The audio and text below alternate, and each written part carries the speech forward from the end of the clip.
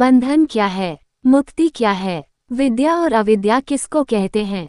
जागृत, स्वप्न, सुषुप्ति और तुर्य ये चार अवस्थाएं क्या हैं? अन्नमय, प्राणमय, मनोमय, विज्ञानमय और आनंदमय कोशों का परिचय क्या है? कर्ता, जीव, पंचवर्ग, क्षेत्रज्ञ, साक्षी, कूटस्थ और अंतर्यामी क्या है? प्रत्यगात्मा क्या है? परमात्मा क्या है और यह माया क्या है? एक आत्मा ही ईश्वर और जीव स्वरूप है। वही अनात्मा शरीर में अहम भाव जागृत कर लेता है। मैं शरीर हूँ ऐसा मानने लगता है, यही बंधन है। शरीर के प्रति इस अहमभाव से मुक्त हो जाना ही मोक्ष है। 2. इस अहमभाव की जन्मदात्री अविद्या है, जिसके द्वारा अहमभाव समाप्त हो जाए वही विद्या है।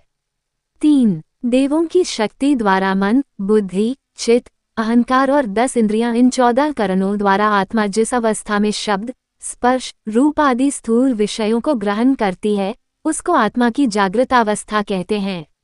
शब्द आदि स्थूल विषयों के न होने पर भी जागृत स्थिति के समय बची रह गई वासना के कारण मन आदि 14 करणों के द्वारा शब्दादि विषयों को जब जीव ग्रहण करता है, उस अवस्था को स्वप्नावस्था कहते हैं। इन इंद्रियों के शांत हो जाने पर जब विशेष ज्ञान नहीं रहता और इंद्रियां शब्द आदि विषयों को ग्रहण नहीं करती, तब आत्मा की उस अवस्था को सुषुप्ति अवस्था कहते हैं।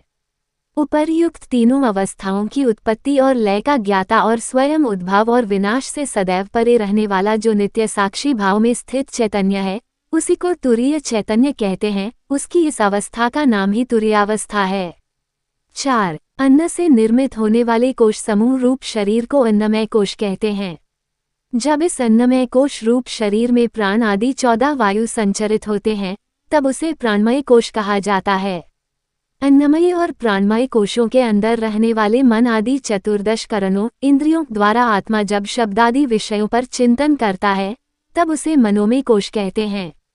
तीनों अन्नमय, प्राणमय, मनोमय कोशों से संयुक्त होकर जब वो आत्मा बुद्धि द्वारा चिंतन करता है, तब उसके बुद्धियुक्त स्वरूप को विज्ञानमय कोश कहते हैं।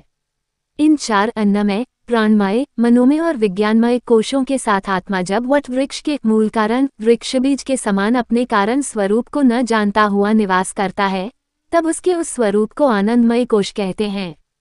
5. सुख की भावना से मन में वस्तु विशेष के प्रति जो रुचि उत्पन्न होती है, वह सुख बुद्धि कहलाती है और वस्तु विशेष के प्रति जो अरुचि उत्पन्न होती है, वह दुःख बुद्धि कहलाती है। सुख प्राप्त करने और दुख का परित्याग करने के लिए जीव जिन क्रियाओं को करता है, उन्हीं के कारण वह कर्ता कहलाता है। सुख दुख के कारणभूत ये 5 विषय शब्द, स्पर्श, रूप, रस, गंध हैं। जब पुण्य पाप का अनुसरण करता हुआ आत्मा इस मिले हुए शरीर को अप्राप्त की तरह मानता है, तब वह उपाधियुक्त जीव कहलाता है। 6. मन आदि अंतःचतुष्टय प्राण आदि 14 प्राण, इच्छा आदि इच्छा द्वेष, सत्व आदि सतु, रज, तम और पुण्य आदि पाप पुण्य, इन 5 को पंचवर्ग कहा जाता है।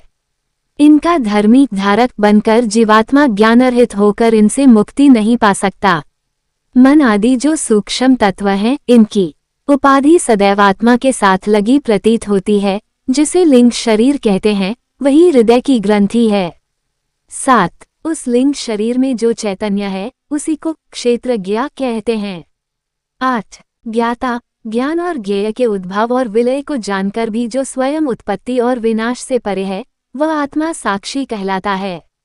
9. सत्य, ज्ञान और अनंत आनंद स्वरूप तथा समस्त उपाधियों से रहित, कटक कड़ा मुकुट आदि उपाधियों से विहीन एकमात्र स्वर्ण के समान ज्ञानघन और चैतन्य स्वरूप आत्मा जब भासित अनुभूत होता है, उस समय उसे त्वम नाम से संबोधित किया जाता है। ब्रह्म को सत्य, अनंत और ज्ञानस्वरूप कहा गया है। अविनाशी ही सत्य है।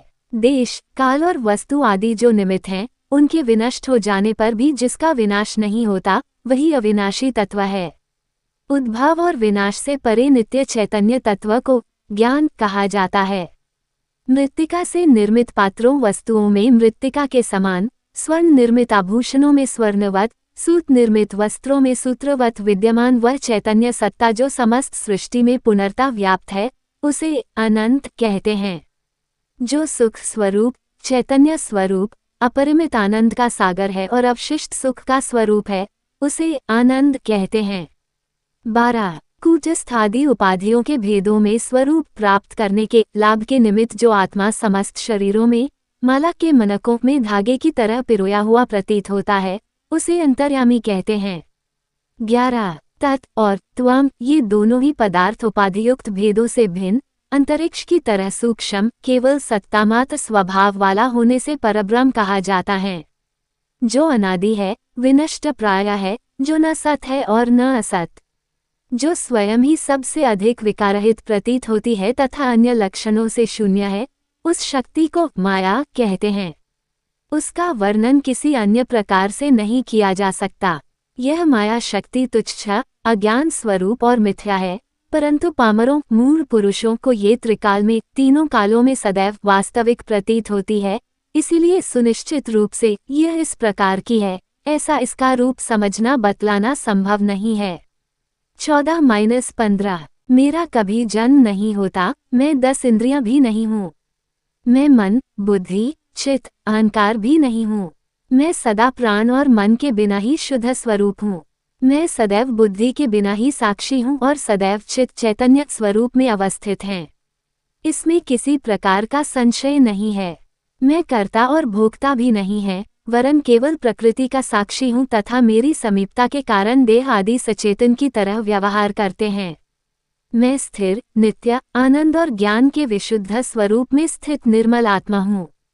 समस्त प्राणियों के अंदर मैं साक्षी रूप से संव्याप्त हूँ, इसमें कोई संशय नहीं है। समस्त वेदांत के द्वारा जिसे जाना जाता है, मैं वही ब्रह्म हूँ। मैं आकाश, वायु आदि नामों से जाना जाने वाला नहीं हूँ। मैं नाम, रूप और कर्म भी नहीं है, बल्कि मात्र सच्चित आनंद स्वरूप ब्रह्म हूँ। 16-20 शरीर नहीं है, तो फिर मेरा जन्म मरण कैसे हो सकता है? मैं प्राण नहीं है, तो मुझे क्षुधा पिपासा क्यों सताए? मैं मन नहीं है, तो मुझे शोक मोहादि क्यों हो? मैं कर्ता भी नहीं हूँ, फिर मेरी मुक्ति और बंधन किस तरह हो? इस प्रकार इस सर्वसारोपनिषद का यही रहस्य है। 21